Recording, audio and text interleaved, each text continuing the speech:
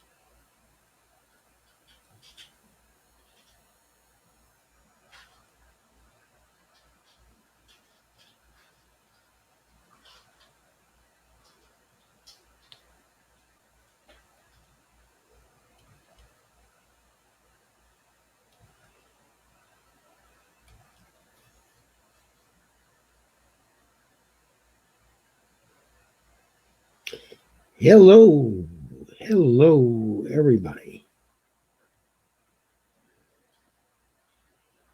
I'm so glad you're here.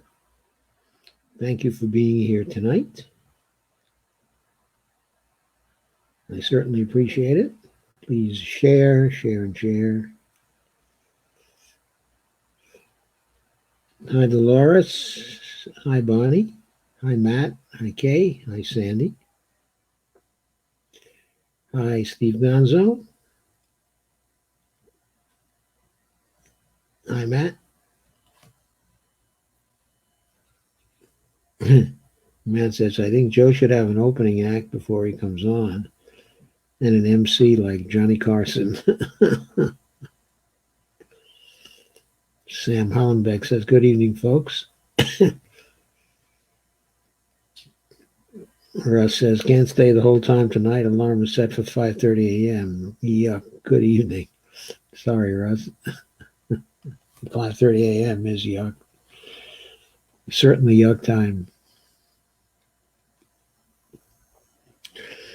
Okay, so we sort of know this already, I think, because it's been going on since the beginning, uh, since the CARES Act. It was passed and they began to implement the CARES Act. And that is, there's been a bailout of large businesses going on. To some degree, there's been some help for small businesses as well. but with an eye towards accommodating large businesses who want to share in some of the pots. But there's been very little help for the states and localities. So our main topic here tonight is to examine the politics of that and to have you understand what has been going on. But I'm not going to start with that. I'm going to start with just an odds and ends piece I thought was of interest. And this is from Common Dreams.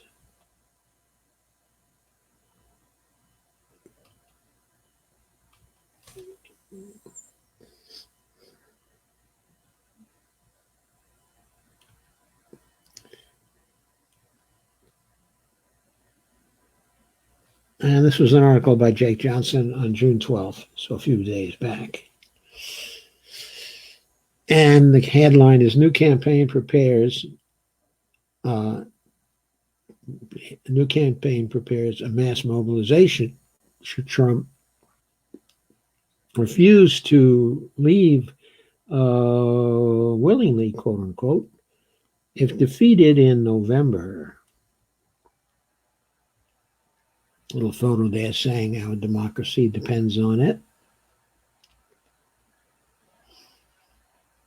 And there's a little quote at the bottom of the picture from Ezra Levin, co-executive director of Indivisible, the slightly left of center group that, however, is certainly committed to democracy. Quote, I will totally accept the results of this great and historic presidential campaign.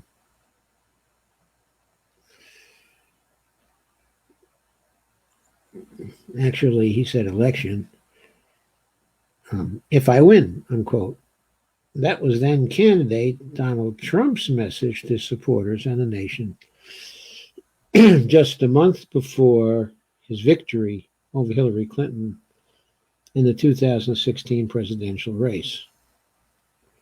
4 years later, with less than 5 months to go until the 2020 presidential election, progressive advocacy groups are preparing to mobilize millions of people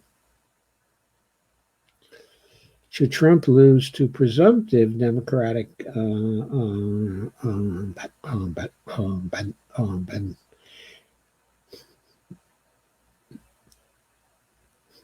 nominee Joe Biden and refuse to accept the results.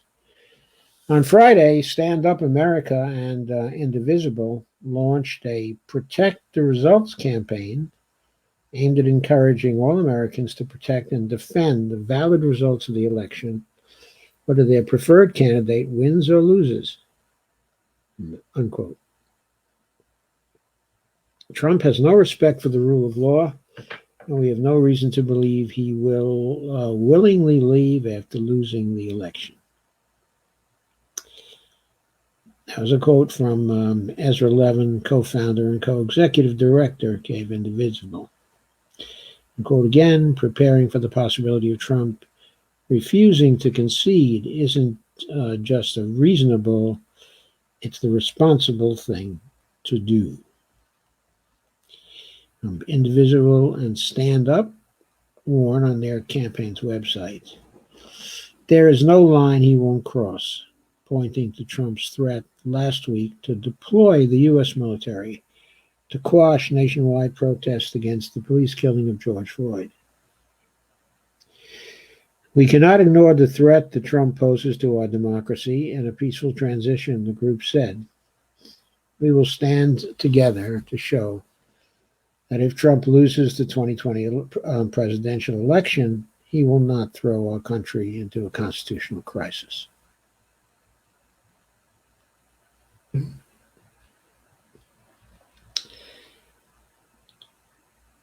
And what Indivisible and Stand Up hope to do is, quote, build a network of millions of Americans who pledge to take action should Trump refuse to accept the results or if he attempts to declare victory while the actual outcome remains unclear.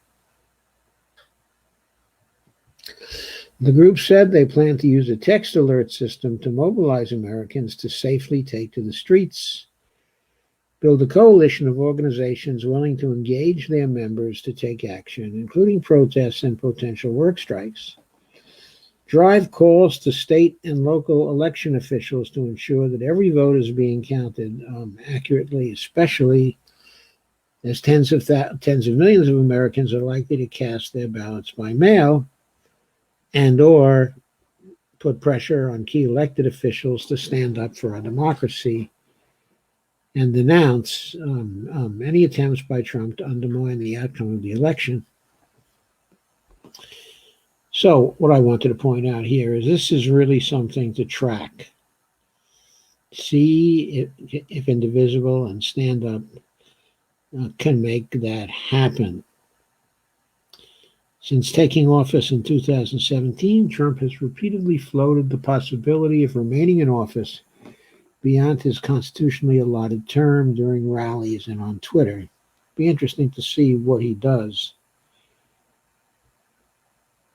when he goes to Oklahoma. What is it now, on the 20th? Quote, "The fake news is not as important or as powerful as social media," unquote, Trump tweeted last July. "When I ultimately leave office in 6 years, or maybe 10 or 14, just kidding, they will quickly go out of business." And a month later, Trump suggested on Twitter that his administration should be given our stolen time back, referring to the Russiagate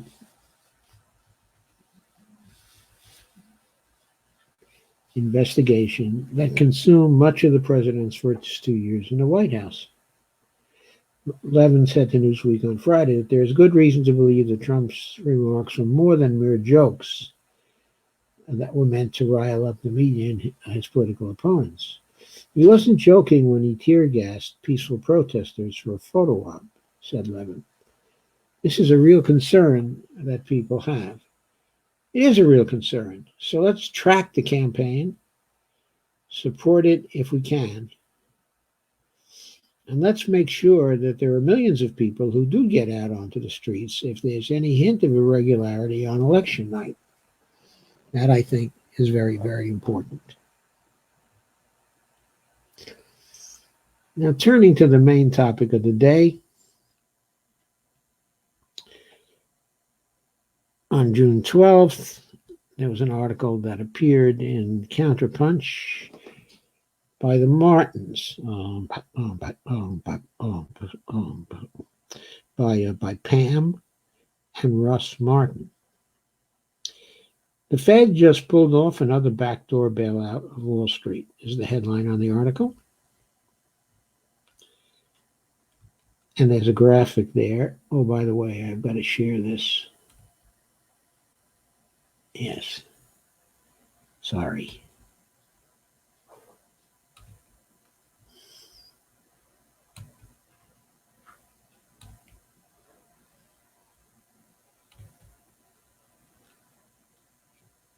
So now you should be able to see the graphic just fine. You'll see more of it as I scroll down.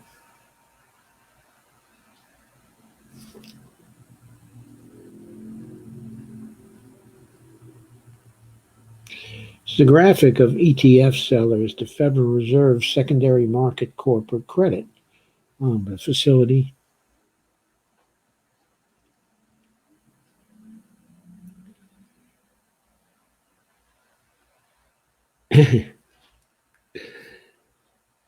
And these were the loans that were made by the Fed. Barclays, which is one of the biggest banks in the world, got $208 million. 56 million for BMO Capital Markets Corp. BNP Paribas, another huge bank, got 41,209,000. And BOFA Securities got $337,403,443.96. And so it goes. Goldman Sachs didn't do quite as well, okay, as BAFA Securities. They don't call them BAFA for nothing. Goldman Sachs got 201 million, almost 202 million.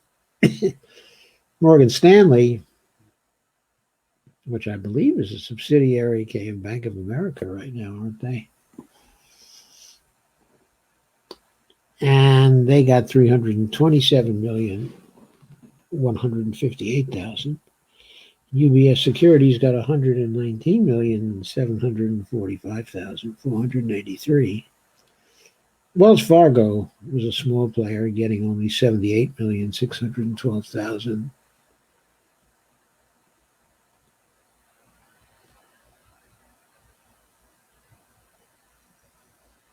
So the Fed has authorized 11 financial bailout programs thus far.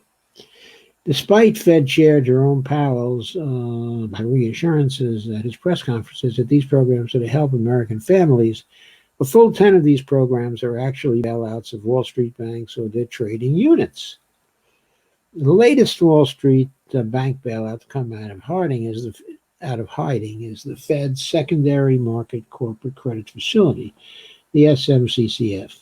They have these wonderfully complex alphabet soup names, so you can never remember what they are. This program was supposed to buy up corporate bonds in the secondary market in order to help corporate bond markets regain the liquidity. Thus far, the only thing the SMCCF has bought up are exchange-traded funds, ETFs, holding investment-grade and junk-rated bonds. So in other words, the Fed bought all of these bonds of these businesses up here, okay, in the graphic. By buying these bonds, of course, it was lending money. It's a credit facility. It's lending money to these big banks, securities corporation,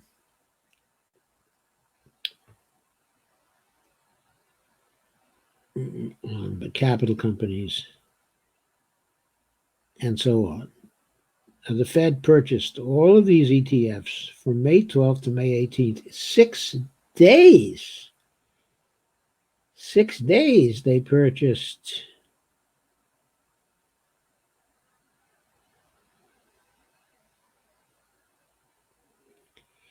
close to $2 trillion. Seems like, off the top of my head, between $1.5 and $2 trillion. It's good enough for round figures. It's good enough for government work. The Federal Reserve has authorized, sorry, I've been over that already. So let me get down there.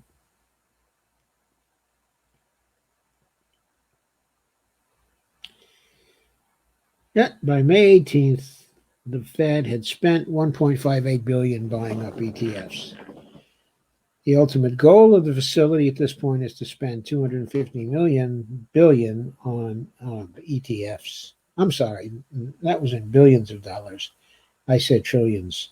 I was mistaken about that. It's only billions. It's $1.6 billion buying up the ETFs. The ultimate goal at this point is to spend $250 billion on ETFs and secondary market corporate bonds. Treasury Department was supposed to hand over $25 billion of taxpayer money to eat losses on the SMCCF program. Instead, without explanation, the latest data from the Fed shows the Treasury deposited $37.5 billion into the SMCCF, suggesting the program is expecting losses of greater than $25 billion.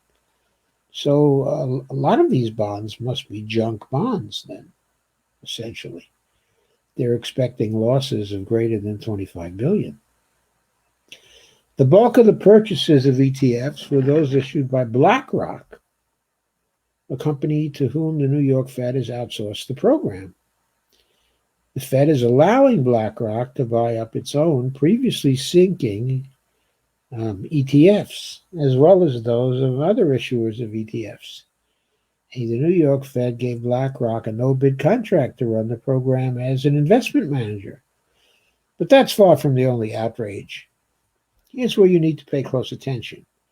The Fed released a list of the Wall Street firms that are selling these ETFs to the Fed's bailout facility. And that's what was covered in the chart that we dwelled on above. The majority of the sellers just happen to be the very same firms that create these ETFs under the title of authorized participants. We'll let James Chen of Investopedia explain what function authorized participants perform for an ETF. He writes as follows.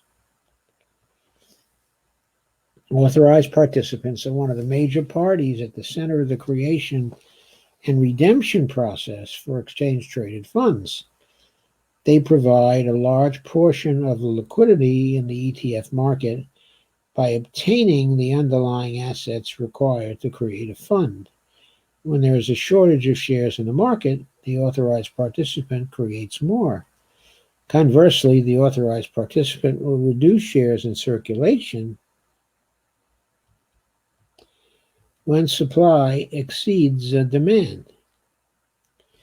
This can be done with the creation and redemption mechanism that keeps share prices aligned with the underlying net asset value, NAV.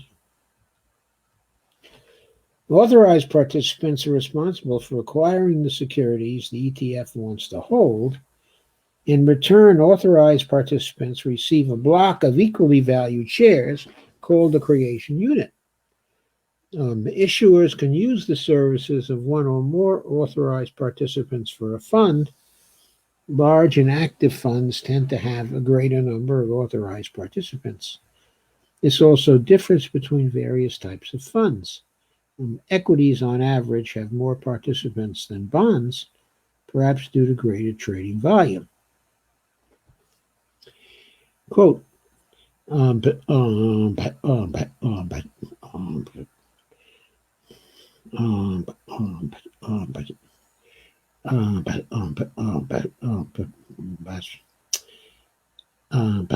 so traditionally, authorized participants are large banks like Bank of America, JP Morgan, Goldman Sachs, and Morgan Stanley, among others. They do not receive compensation from a sponsor and have no legal obligation to redeem or create the ETF shares. Instead, authorized participants are compensated through activity in the secondary market or service fees collected from clients yearning to execute primary trades. That phrase in the above paragraph highlighting that authorized participants have no legal obligation to redeem or create the ETF shares is part of the train wreck that is happening right now on Wall Street. So Ann Bhattacharya and Maureen O'Hara, not the Maureen O'Hara, wrote an outstanding paper for the CFA, Chartered Financial Analyst, Institute Research Foundation in January on the dangers of ETFs. They write as follows, quote, step-away risk on the part of authorized participants is a concern, with some evidence of reduced authorized participant activity in stressful periods.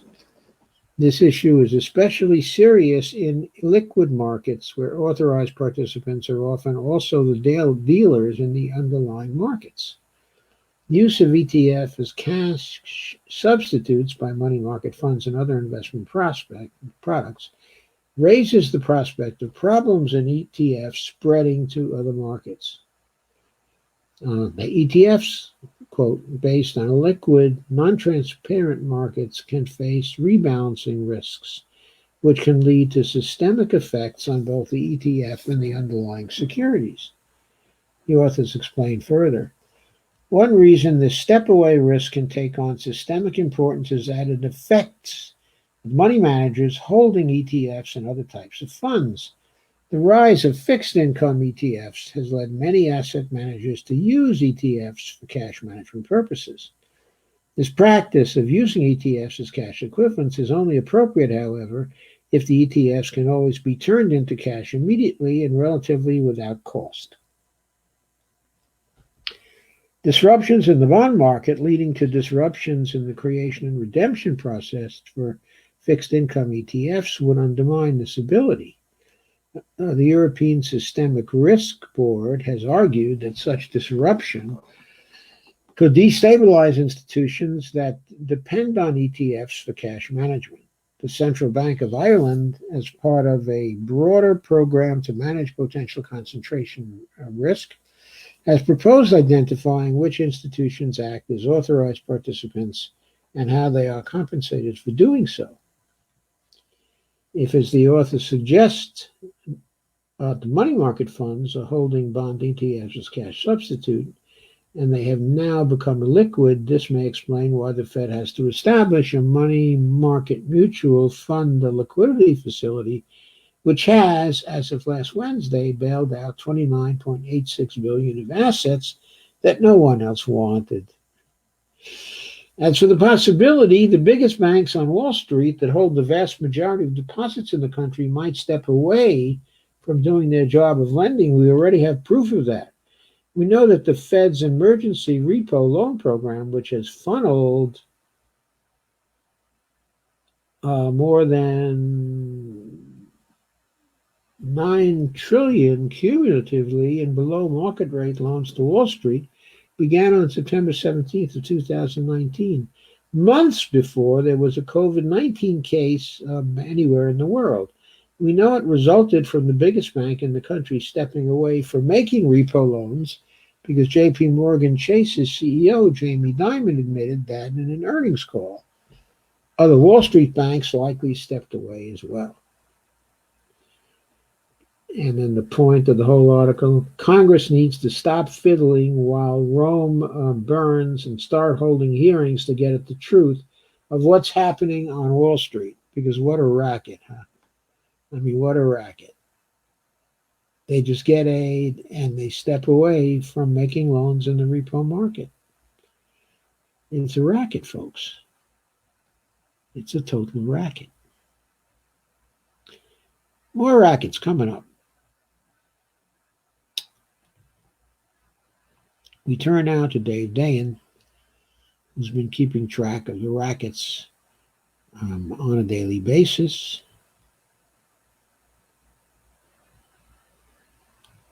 And I'll share that one with you. Please share this as much as you can.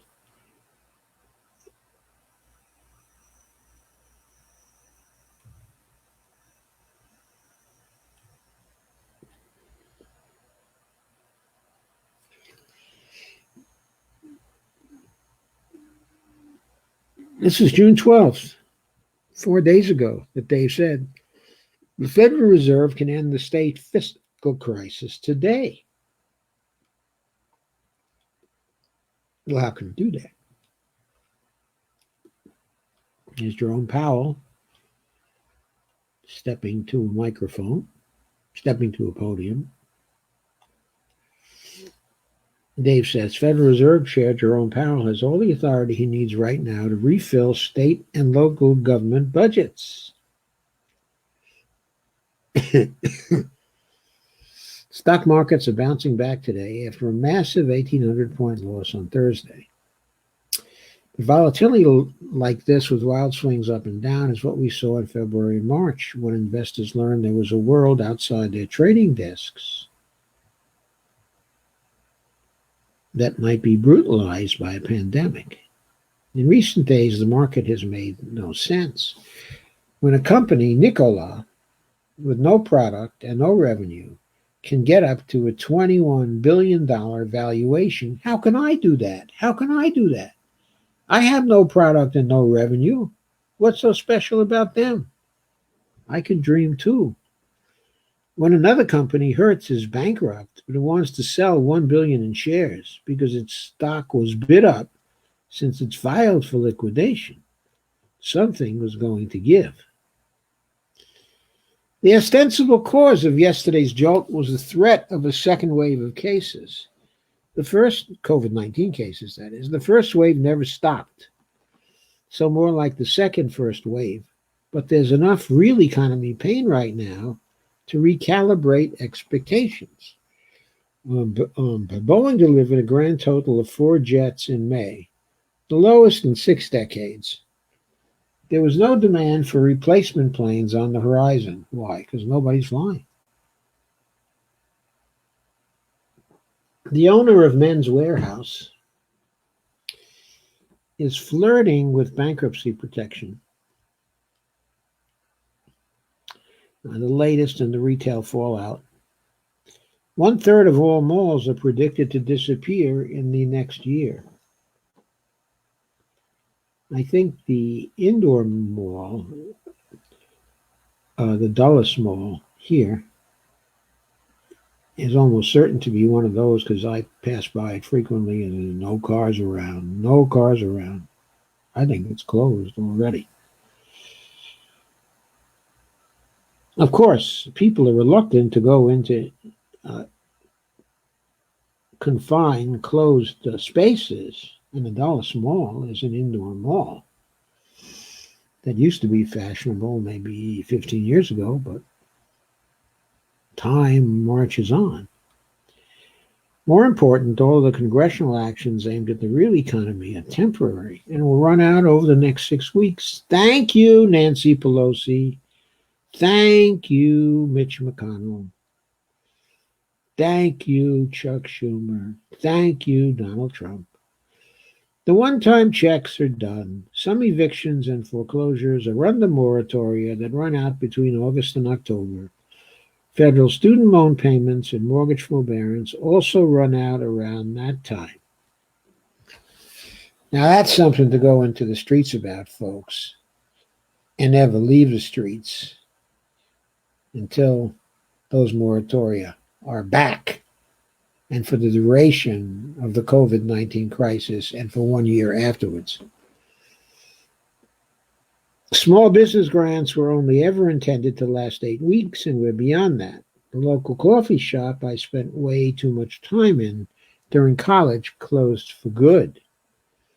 PPP just wasn't designed for a sustained downturn.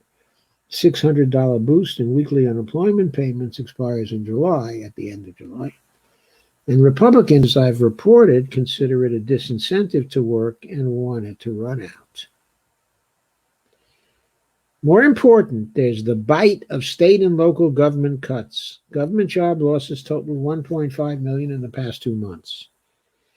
1.5 million. And there are more on the way as the fiscal year in most states begins July 1st. This also disproportionately affects African Americans who are more likely to be public employees. National Governors Association has asked for $500 billion from Congress consistently over the past 2 months, seeing this coming down the road. But Bernie Sanders didn't call it the worst do-nothing Senate in American history. For nothing. They've been unmoved to act on the House-passed HEROES Act. Treasury Secretary Mnuchin acknowledged the need for more fiscal support this week, but in his mind, that appears to mean the equivalent of coupons for the travel and leisure and restaurant industries. Congress and the executive branch are not to be relied on. That leaves us with the Fed, he says. I think it leaves us with the streets. But he says that leaves us with the Fed, whose relief has been channeled toward the investor class when there's a real economy nightmare developing, but they're in a position to particularly help out in one crucial area and prevent a depression from emerging. As we know, the Fed has spent next to nothing out of its $4.5 trillion money cannon, using it as a signal to restart capital markets. Those markets are doing well enough now, but as I said, state and local governments are presented with collapsing tax revenue. The Fed has a municipal lending facility, the MLF, that they've used exactly once to give a $1.2 billion loan to the state of Illinois. The MLF is a $500 billion fund under the self-imposed rules of the emergency credit facilities governed by Section 13.3 of the Federal Reserve Act. The $454 billion stake from Treasury authorized by the CARES Act must absorb losses from the loans they make so they could shut down the other credit facilities entirely and tweak the MLF to eliminate the interest rate and making principal payments optional or extending the maturities to 200 years or some other function that makes them effectively grants, with Treasury eating the losses. In other words, the $500 billion that the National Governors Association wants is mostly available from the Fed, and all it would take is a simple announcement to distribute it. Can the Fed do this? Absolutely. They've been changing the MLF on the fly this entire time. And as Fed expert Nathan Tankis pointed out to me, the Fed could even use its Section 14.2 authority to establish unlimited credit lines for state and local governments up to the limit of the prior year's budget. If this credit line is never repaid, so be it. The key here is the loss protection provisions people are all invoking are on 13.3 lending, Tankis explained. There are no such provisions for any of their Section 14 purchase authority, so absent the intervention of a Fed General Counsel, they can make purchases as necessary to conduct the monetary policy without any consideration of losses. That is an interesting idea, isn't it? A most interesting idea. They can just fund the goddamn states anytime they want. If the private markets have reinvigorated themselves, the Fed can turn to the actual area needing support and conduct its monetary policy there. Then we don't have to wait on a sclerotic Congress to make the sausage. This would have the added benefit of being the biggest federal intervention into the protection of Black lives and the livelihoods in recent history by saving the jobs of a disproportionately Black workforce.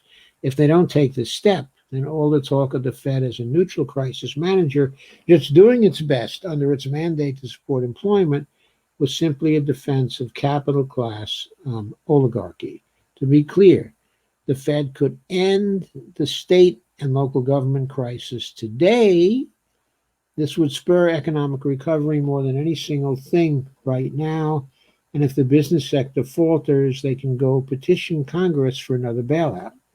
Or there might have to be some equity in how losses are distributed. That might not be a bad idea. A little equity.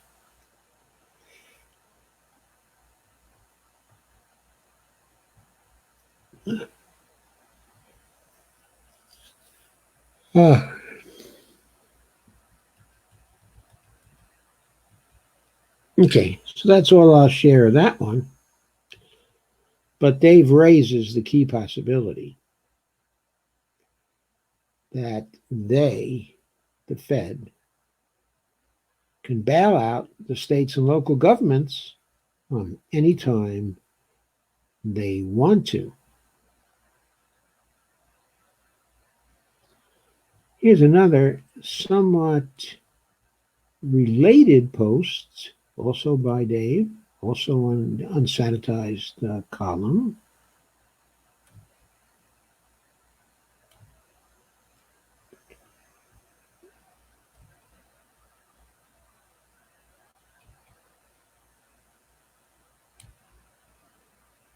Column is called "The Case of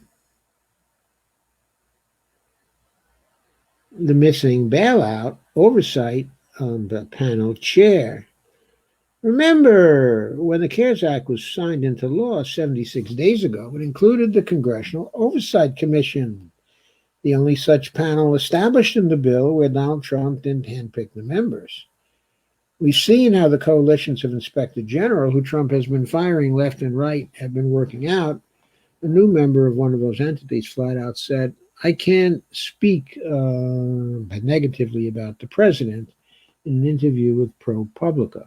So, if we're going to get much oversight, particularly of the bailout aspects of the CARES Act, is probably going to come from the Congressional Oversight Commission, which specifically was charged with monitoring the Federal Reserve $4.5 trillion money cannon.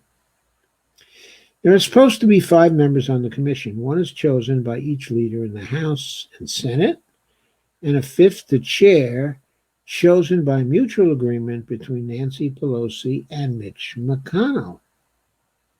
That was a mistake. So again, it's been 76 days. There is still no chair of the Congressional Oversight Commission. I wonder if this was planned. Don't you think so?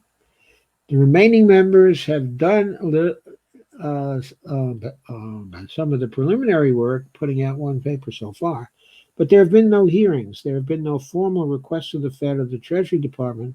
There's been none of the kind of communications to the bailout architects or the general public that we saw the last time Congress created a panel to oversee a federal bailout, when the chair of that panel was Elizabeth Warren. In Warren's hands, a relatively toothless commission was imbued with importance because the chair used the meager tools given it creatively to capture public attention and put pressure on those undertaking the bailout. But today, convening a hearing or seeking data from a federal agency would require a vote of the commission, and you can't have a vote without a chair for 76 days. In a sense, this is the perfect failure of congressional leadership because each side can blame the other. So far, they've chosen to remain silent. Queries to Pelosi and McConnell's office have not been returned.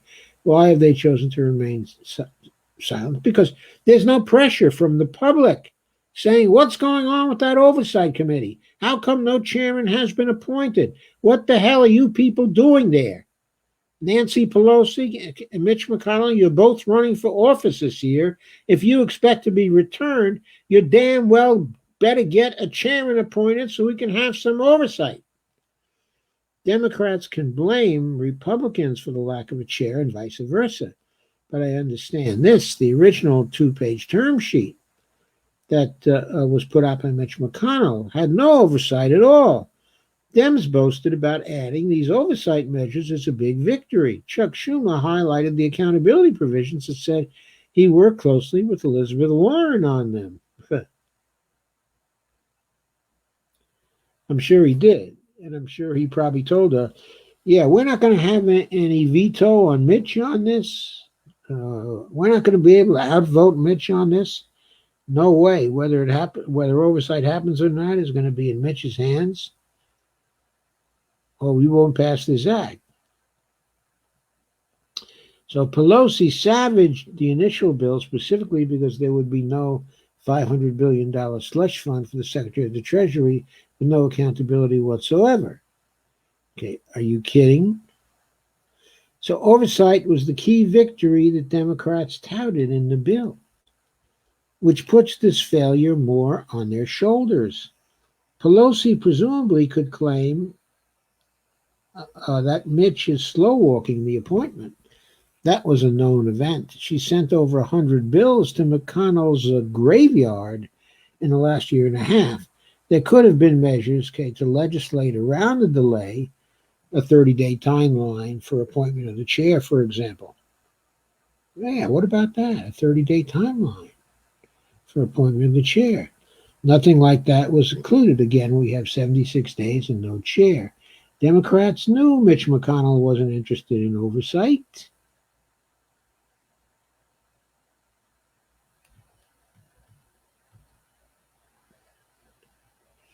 But designed the program to give him veto power over a full oversight panel. That's on them. It's not like the Federal Reserve and Treasury have sat idle. Democrats like to stress that not much money has been spent out of the money cannon. But readers of the Prospect know that the Fed successfully bailed out the investor class without spending a penny. And the provisions for the various programs have changed multiple times to benefit sectors of the economy without any commensurate benefit for workers.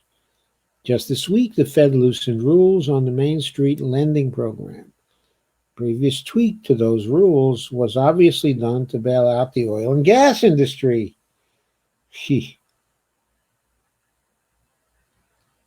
To bail out the frackers. The Fed authorized buying junk bonds, an unprecedented entry into risky markets that has just rescued distressed debt holders. A bailout oversight chair might have something to say on these moves if they were in place. Pelosi and McConnell began talks on the chair on April 10th, according to Politico. That was over 2 months ago. The silence is finally starting to be broken here. Katie Porter and Kamala Harris wrote Pelosi and McConnell yesterday requesting an update to the selection process. Till the commission has a chairperson, quote, taxpayers are funding a bailout without the mandated accountability, unquote, they wrote. There's been no public response. Porter continued to amp up the pressure in a Congressional Progressive Caucus hearing yesterday, calling the delay unacceptable. After 76 days, you have to conclude it's completely acceptable to Nancy Pelosi and the House leadership. They designed a process that relied on cooperation from Mitch McConnell after an entire term in Congress marked by his lack of cooperation. An entire term in Congress marked by his lack of cooperation. He hasn't been cooperating with the Democrats in Congress since the year 2009. He never cooperates on anything. He wanted to ensure Barack Obama was going to be a one-term president. He never made that happen, but he certainly was instrumental in getting the Democrats to fail as a party. He collaborated well with Nancy Pelosi on that, which resulted in the election of Donald Trump. The oversight provisions were a talking point. A useless chimera attached to a giveaway to the capital class and the largest corporations in America. It's hard not to conclude that there was no desire to scrutinize the bailout, that it was easier and preferred for the Treasury and the Fed to accomplish their handouts in the dark. At the hearing, Porter trotted out a line she's used before. Oversight should be breaking news, not the History Channel. She meant that Congress needed to monitor what's happening in real time rather than after the fact. But in the Democratic leadership's hands, oversight isn't breaking news or the History Channel. It's a fairy tale.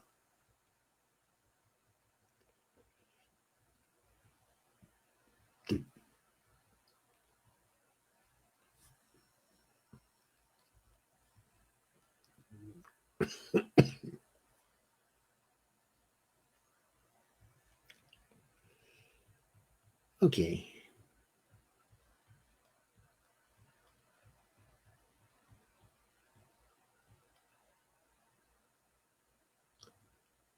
So, next is going to be Dave's latest.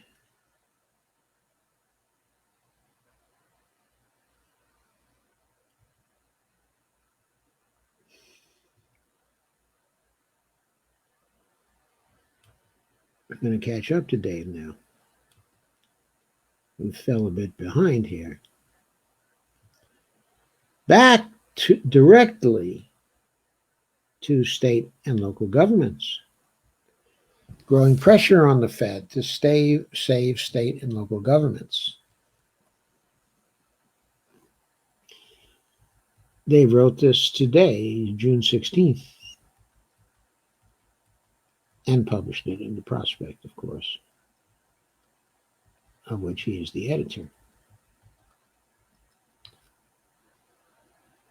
And this unsanitized column begins, let's juxtapose two events that have been occurring over the past several weeks. First, it's clear that state and local governments have no way to make up for severely collapsed tax revenues in the first half of the year without the massive assistance, or else cut the millions of jobs and curtail services and create the greatest immediate threat to economic recovery.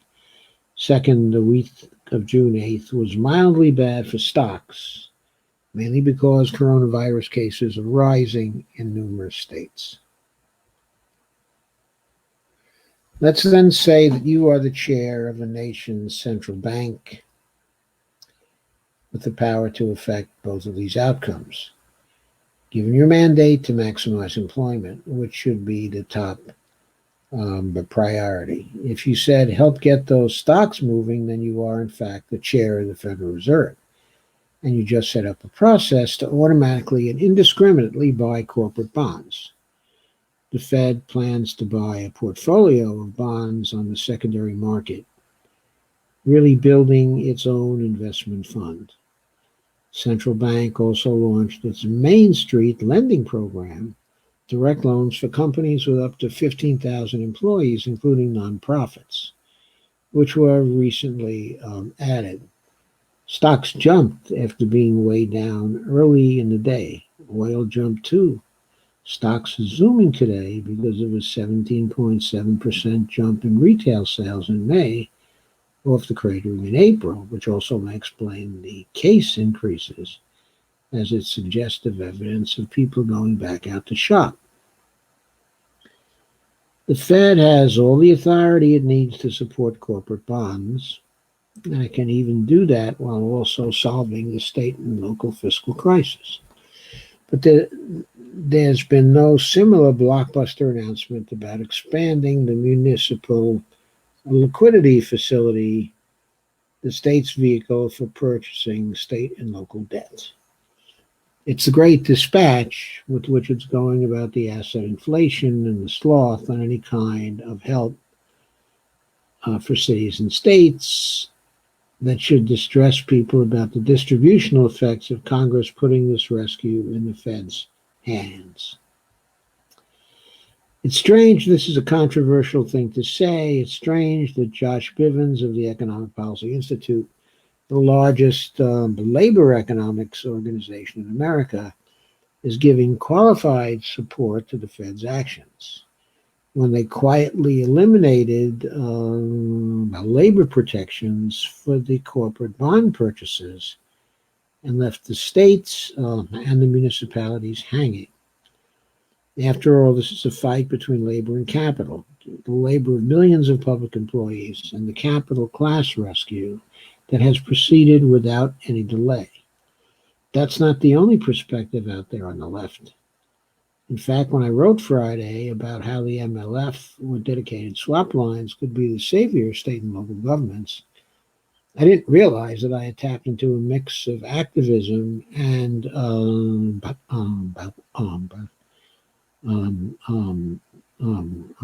and wonkery that had been building for the past few weeks. In fact, I was on a call yesterday among supporters of a stronger MLF response that was moderated by Josh Bivens of the Economic Policy Institute. The Center for Popular Democracy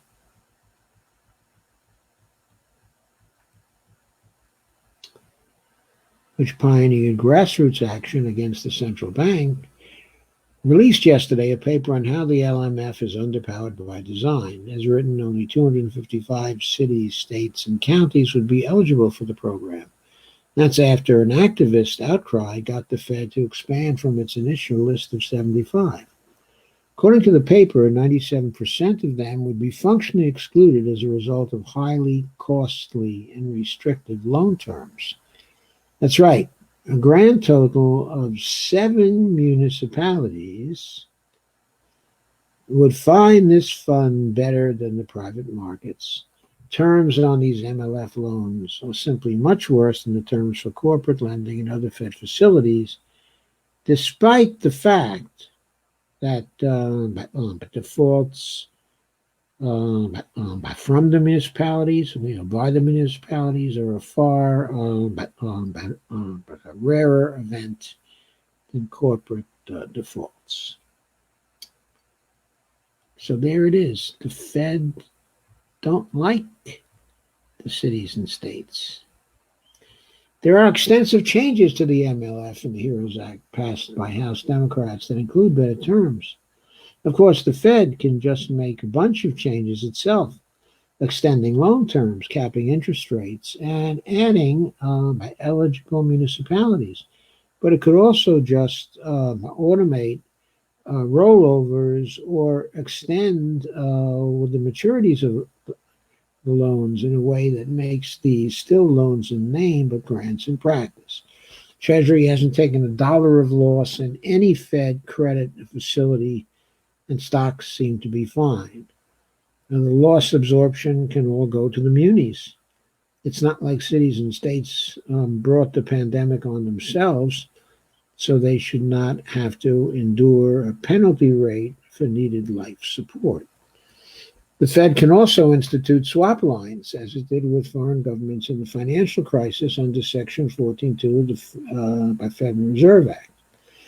Our thought is that Section 14.2 would be far more straightforward here, says Robert Hockett, professor at Cornell, who's an MMTer, by the way, who's been at the forefront of this push. Quote, the Fed is resorting to 13.3, its emergency lending function, mainly because it's familiar from last time, unquote. Swap lines do not require any interest rate at all. They have to be repaid in less than 6 months. But there's no limit on rollovers of refinancing. This is indefinitely renewable funding, and always could have had the Fed, could have been had the Fed simply used it. There's a concern that pushing the Fed on this will loosen the pressure on Congress to go ahead and make state and local grants. Some conservatives on the Hill have made this excuse, but Congress didn't list state and local aid among his priorities, but Trump didn't list state and local aid among his priorities for the next bill anyway. And would you rather be tactical or solve the damn problem? But there's also the question of state have balanced budget limitations, but repeated rollover authority would likely surmount this obstacle. Even short-term lending on favorable terms could get you to the next Congress and potentially a more favorable chief executive.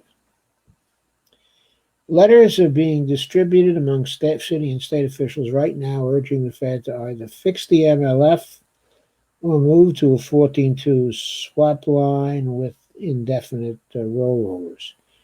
This is an active and extremely worthy fight. The Fed is designed to protect employment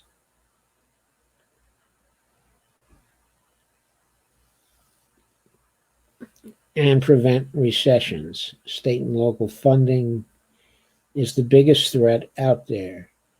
The Fed needs to do its job, not trifle with asset inflation. That's what Dave has to say. He's been the loudest voice out there for having the Fed actually do the bailout of the states, and local governments.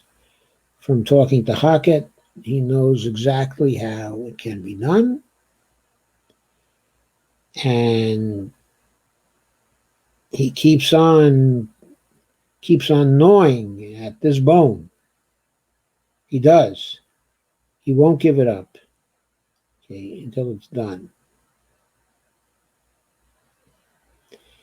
And then there's the problem of days without a bailout oversight chair, 81 now. Meanwhile, inspectors general have noticed they cannot monitor several CARES Act programs because of quirks in the law's language. Would be a good time for a congressional oversight commission chair. Yes, I think it would be a good time. So, there we go.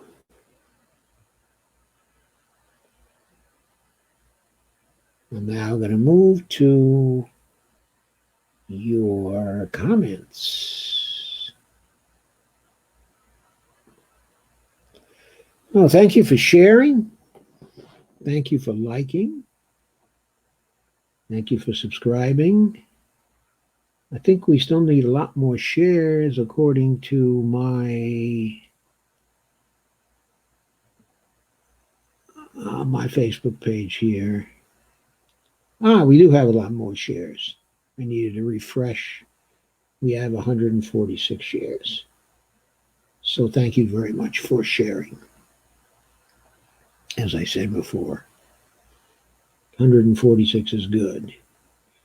Please share some more. Thank you, Sandy.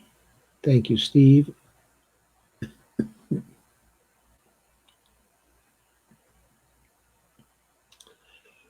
Your comments.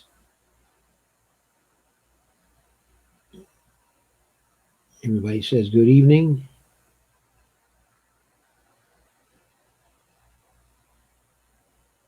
And Russ said, just in case you don't know it, gold bugs are an annoying pain in the ass. What are gold bugs, Russell? Those are the people who want to go back to the gold standard.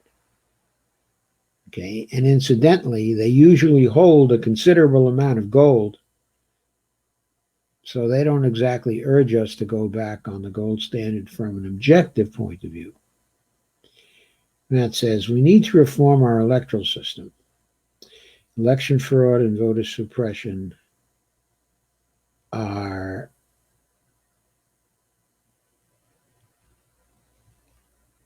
far too easy to commit and too widespread. We do, but saying it is easy and getting it done is much harder. I'm afraid we're going to have to win office. We're going to have to get a majority in Congress of people who want to solve the problems in our the voting system, who want to end the election fraud and the voter suppression. But since both parties in their way have benefited from both election fraud and voter suppression, there are a lot of current people in Congress who are not much interested in doing anything about that.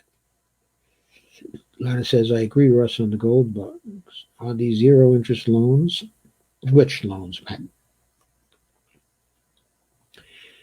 Okay, and the loans for the municipalities are not zero interest loans. If they were, then the municipalities would be grabbing them up.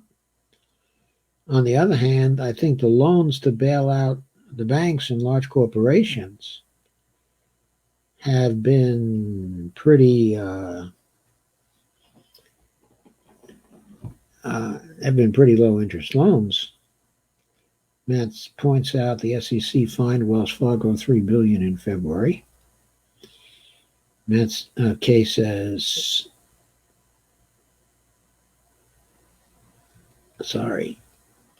Matt says, these are criminal entities that are subsidized by the federal government. Yes, I think they are. Kay says, had a stressful day, but glad to be among friends tonight, even if the news is not good. Laugh out loud. This country is so corrupt, and most people have no idea. They have an idea. They just hate to accept it. They hate to do anything about it. They know they're going to have to get out in the streets. Sandy Degg says, I hate them. And Stacy says, they deserve your hate. Kay says, love Katie Porter. Hi, all, says Joanne. Kay says, hi, Joanne. Dale Weaver says, hey, Joanne, good evening, all. Dale says, I'm nearly an hour late. I will have to go back and see what I've missed. Yes, you will. And Steve DeVore says, hi, everyone. And he says, me too. Joanne says, share to my groups. Thank you, Joanne. Laura says, what are your topics for this evening? Our topic for this evening is the bailouts that are provided by the Fed. And the question, why are there no bailouts for the states? And for the cities, why only bailouts for the corporations? Laura says, what is your subject, dear man? Charles says, if I wasn't in Facebook jail, I would share more. Well, thank you, Charles, for whatever sharing you can do. Laura says, hello. What are your topics for this evening? I think I answered that already. Joanne says, shared. Sandy says, thanks for the likes, Dolores. Yes, thank you for the likes, Dolores. Lana says, my son's Jeep was stolen out of the driveway in the middle of the night. Oh, my God. Stolen out of your driveway in the middle of the night? Oh, that's awful.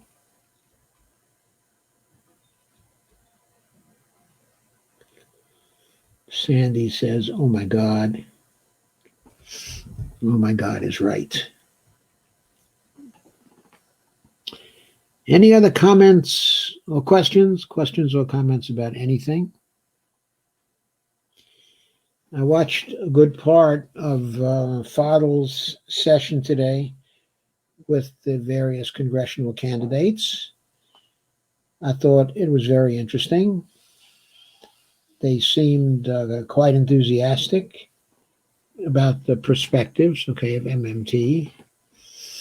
They seemed to be having conversations, as it were, with MMT thinking.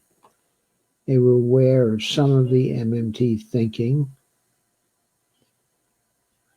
The opponent of Debbie Wasserman Schultz, specifically Jen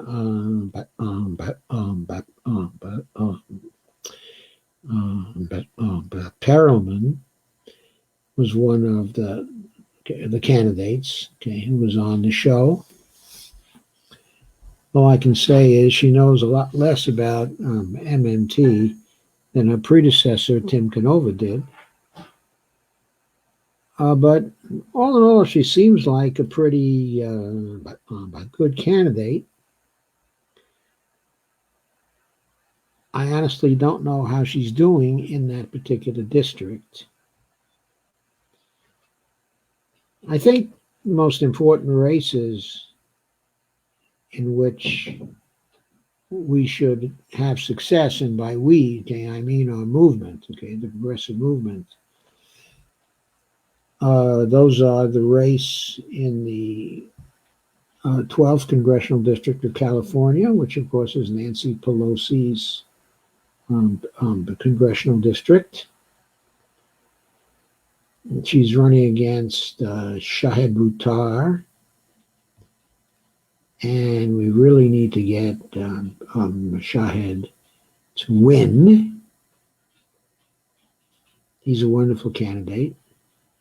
Sandy says she got her ballot just yesterday. I'm waiting for a ballot in the mail as well. I am momentarily expecting it. There are primaries going on here. They're down ballot primaries, though. But still,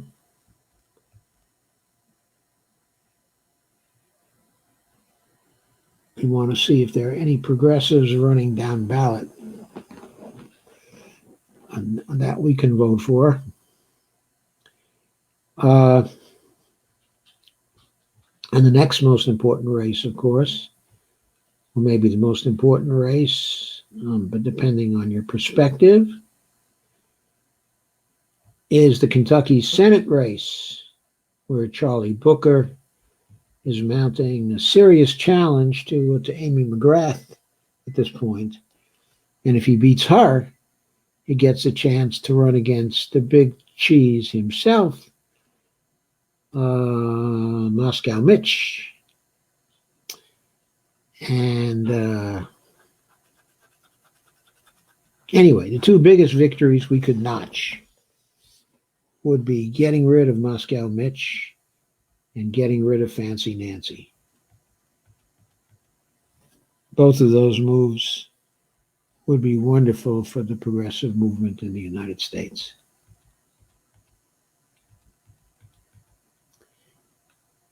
So I think we've got to focus and concentrate, okay, on those.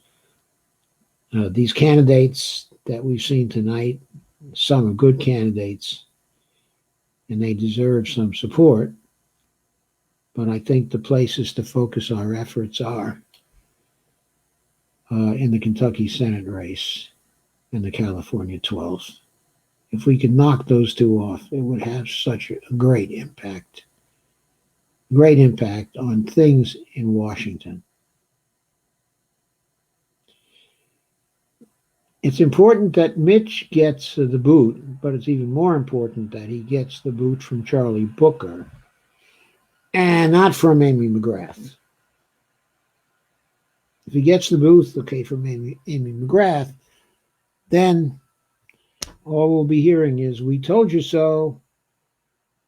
The centrist strategy was the right strategy. We beat Mitch McConnell with it.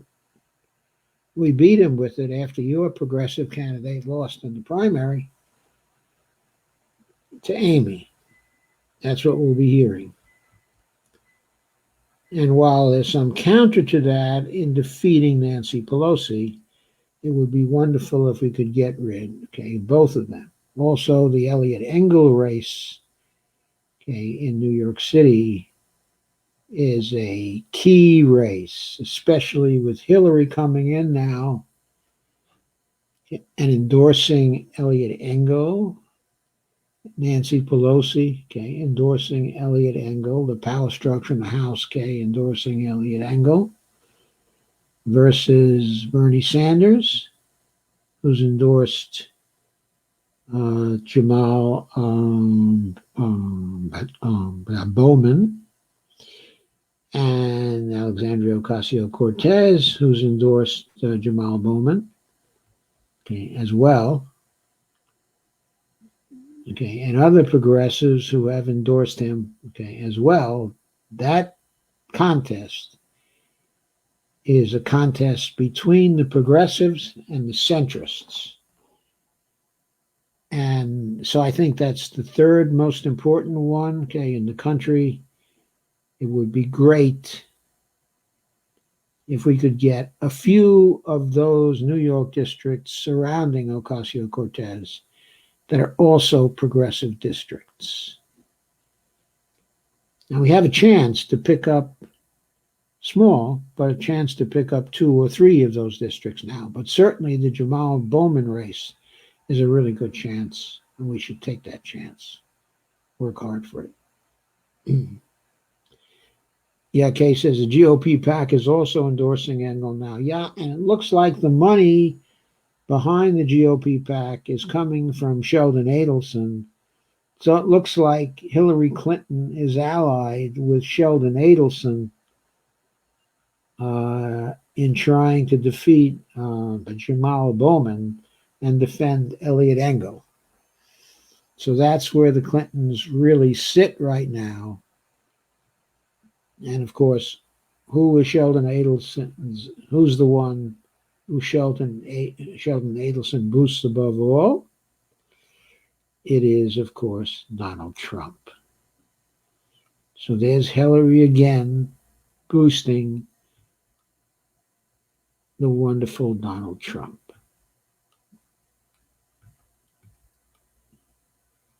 And Joanne says, I hope Lindsey Graham does too. So do I. I hope that Lindsey Graham does too.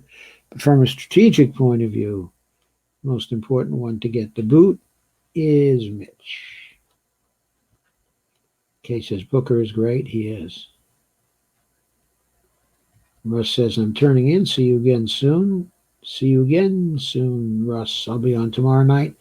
Sherry Wise will be back tomorrow night. Stacy says Steny Hoyer needs to go, and there's a good candidate opposing Steny Hoyer too. He does need to go, and we probably got a chance at winning that too. Though Steny is, of course, as always, very, very well funded, but he is just as obnoxious, okay, as Nancy. and I wouldn't want to have him inherit the speakership. I think the chances of that are small, but God, he's awful. I mean, that asshole voted for the TPP. Even Nancy Pelosi did not do that. She only supported it sub rosa. Stacy says Adelson is a fungus. Sandy says, oh, that was Stacy who said Adelson is a fungus. Sandy says Hillary needs to crawl back under her rock. Yeah. Kay says Clintons have ruined the Dem Party years ago. Yeah, they ruined the Dem Party. I mean, even more than Obama, since Obama fell in with them. He really fell in with them when he took over. We have had a Democratic Party that has been crucially influenced by the goddamn Clintons since the 1990s. It's been for 30 years. I mean, remember, Jim Clyburn. Jim Clyburn is a creature of the Clintons. Jim Clyburn, who just ruined Bernie Sanders' chances. One of those who just ruined his chances, by the way, was a Clinton apparatchik for years. Laura Katz says the fact that the judge on the Flynn case has misbehaved so beyond its limits is proof of deep disgrace. Well, Laura, I don't have any comments on that. I haven't followed the Flynn case very closely, I'm afraid.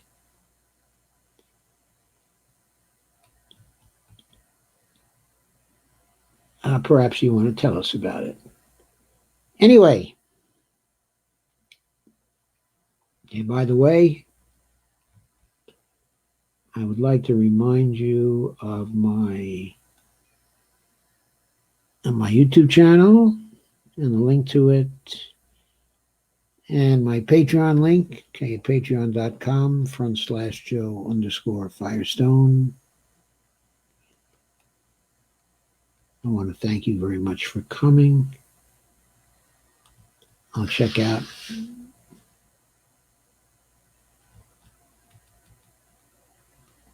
Kay says, no surprise about Clyburn.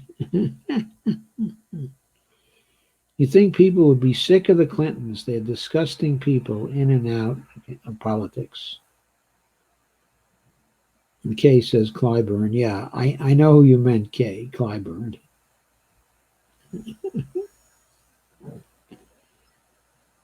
Jim Clyburn. Too much. Okay, any more questions? Did anybody take in Fadl's Zoom session tonight with the candidates? Ilana, how about you? Did you see it?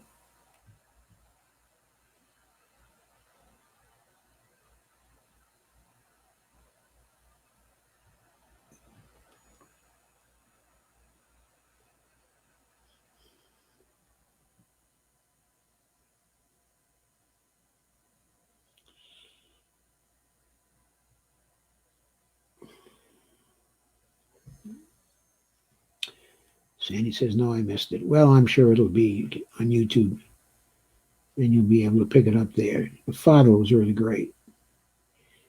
Joanne says, see you tomorrow night, hopefully on time. Thank you, Joanne. I hope this time that Sherry and I will be on time too, without technical difficulties. Sandy says, I need to look at the New Jersey candidate. What's your New Jersey congressional district, Sandy?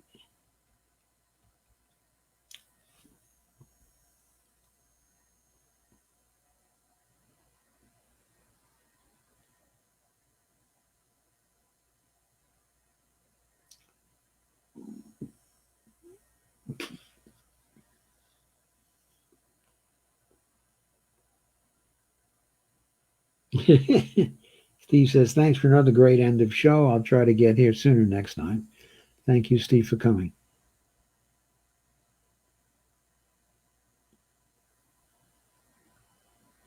Kay says, I watched another Our Revolution one from Wisconsin.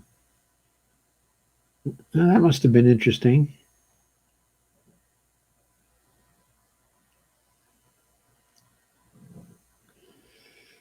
Okay, I'm going to say good night, and I'll see you tomorrow night.